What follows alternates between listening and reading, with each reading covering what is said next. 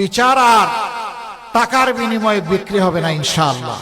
জনগণের সামনে তাদের আয় ব্যয়ের হিসাব প্রকাশ করতে বাধ্য হবেন। আমাদের অঙ্গীকার খুবই স্পষ্ট, আমরা ন্যায় বিচার সমাজে কায়েম করার পক্ষে। আল্লাহর হুকুমের কথা বলেছেন হযরতুল আল্লাম আমাদের বানিয়াচং আজমিরগঞ্জের, যিনি ইনশাআল্লাহ সংসদ সদস্য পদপ্রার্থী আব্দুল বাসিত আজাদ সাহেব, আমরা সেই আদল এবং ইহসান সমাজে কায়েম করতে চাই।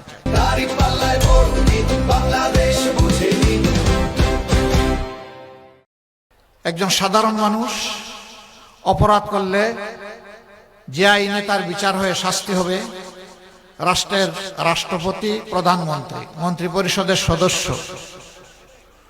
তারাও যদি সেই অপরাধ করেন, ইনশাআল্লাহ আইন এবং বিচার কাউকে ছাড় দিয়ে কথা বলবে না।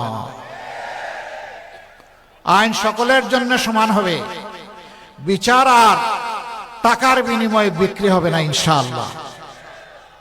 গরিবের, অসহায় মানুষের কোনো বিচার নেই, বিচার সবসময় প্রভাবশালীর পক্ষে।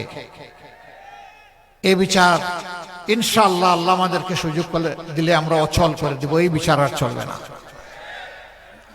ওই বাংলাদেশ আর দেখতে চাই না, যেই বাংলাদেশে আমার মা বোন, জায়া কন্যা কারো কোনো জীবন এবং ইজ্জতের নিরাপত্তা নাই। এই বাংলাদেশ দেখতে চাই না।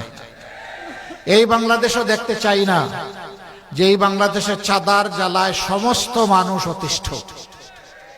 ওই বাংলাদেশও দেখতে চাই না নিরীহ মানুষের বিরুদ্ধে মিথ্যা মামলা দিয়ে তাদেরকে আদালতে হাজির করে হেনস্থা করা হয়, তাদের উপর পৈশাচিক নির্যাতন করা হয়। সেই বাংলাদেশও দেখতে চাই না।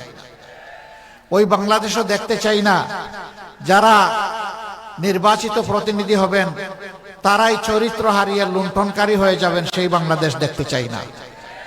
আমাদের অঙ্গীকার স্পষ্ট, আমাদের যারা নির্বাচিত হবেন আল্লাহ তাআলার মেহেরবানিতে এবং আপনাদের দোয়া ভালোবাসা বুঝে তারা প্রতি বছর একবার জনগণের সামনে তাদের আয় ব্যয়ের হিসাব প্রকাশ করতে বাধ্য হবেন।